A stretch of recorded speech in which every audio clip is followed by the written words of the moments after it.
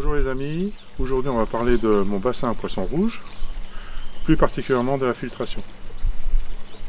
Je lance le générique et on y va.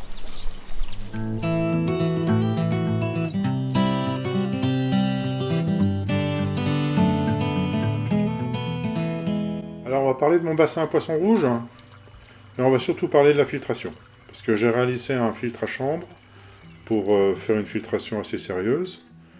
Donc le filtre fait environ 250 litres pour un bassin qui fait entre 2 et 3 mètres cubes, donc ça devrait aller. Alors j'ai rien inventé, un petit clin d'œil à la personne qui a fait le tuto sur ce filtre, et bien sûr je vous mettrai en description sa vidéo. Donc c'est un filtre à 3 chambres réalisé en Zyltech de 15 mm d'épaisseur, et le principe c'est d'avoir les 3 chambres, une pour l'osier couvillon, une deuxième pour les filtres japonais, et une troisième pour la pouzzolane. Et l'eau va systématiquement dans chaque chambre rentrer par le bas et sortir par le haut. Ça c'est très important. Alors la construction terminée, bien sûr, on va faire un test d'étanchéité. Donc on va remplir le bac pour voir si on a des fuites. Donc vous voyez qu'à gauche, on a le piquage pour l'entrée en 40 mm.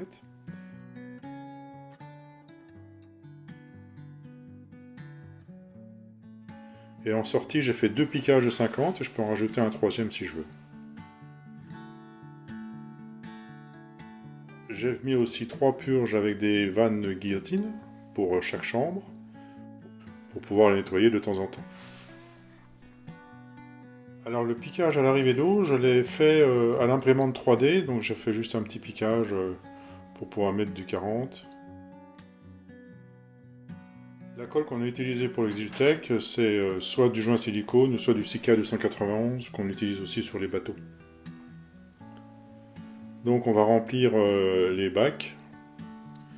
Alors s'il y a des fuites entre les cloisons, c'est pas grave, il faut surtout pas qu'il y ait de fuite vers l'extérieur en fait.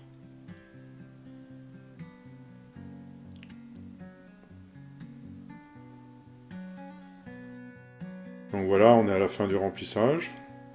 Et ensuite on va regarder s'il y a des fuites. Déjà, une chose intéressante, c'est que la structure n'a pas l'air de se gonfler, de bouger, donc ça veut dire que c'est suffisamment solide. Donc ça, c'est une bonne nouvelle. On va faire le tour pour voir s'il n'y a pas des fuites. Ah, sur le coin, là, j'ai une petite fuite. Donc j'ai essayé de resserrer la vis, mais ça n'a pas servi à grand chose. Donc on va bien faire sécher tout ça, et on va réparer. Là, j'ai une petite fuite aussi sur un presse-étoupe, mais ça, c'est moins important. Il suffit de resserrer le presse-étoupe. Et normalement, il n'y a pas de problème. On va vidanger tout l'ensemble par les vannes guillotine. Elles sont vraiment bien, ces petites vannes.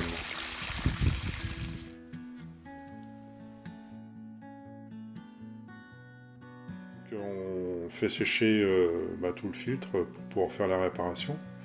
Donc je me suis contenté de rajouter un tasseau en Zyltech pour augmenter la surface de colle en fait. Donc normalement avec cette surface de colle là, je ne devrais plus avoir de problème de fuite. Donc dans chacune des chambres, on a mis un morceau de tuyau avec un coude pour aller bien prendre les impuretés dans le fond de la chambre. Et bien sûr, ce morceau de tuyau est relié de l'autre côté à la sortie avec la vanne. Alors dans chaque chambre, au fond, on a mis une grille en plastique. Et là, on est dans la chambre où l'eau arrive. On la dirige vers le bas avec une canne.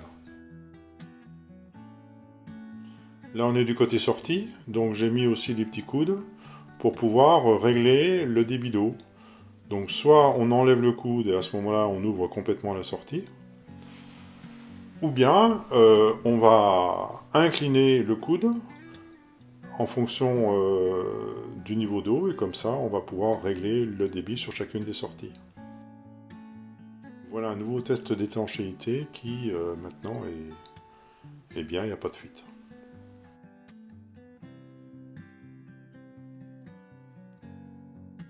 On a installé donc le filtre à côté du bassin, relié toutes les sorties, et voilà donc les différents compartiments. Le premier avec les écouvillons. On a profité pour ajouter un petit thermomètre pour savoir la température de l'eau. Le deuxième avec les tapis japonais.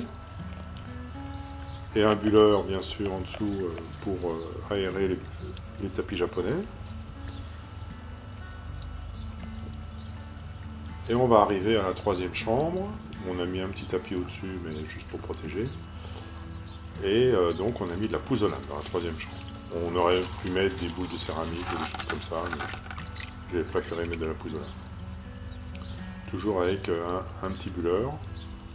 Alors voilà les deux sorties. Donc la première, c'est la sortie principale, elle court tout le long du bassin. Et j'emmène l'eau jusqu'à l'autre bout du bassin pour la faire sortir. La deuxième sortie du bassin, qui sert de trop-plein à la chambre, va alimenter la cascade.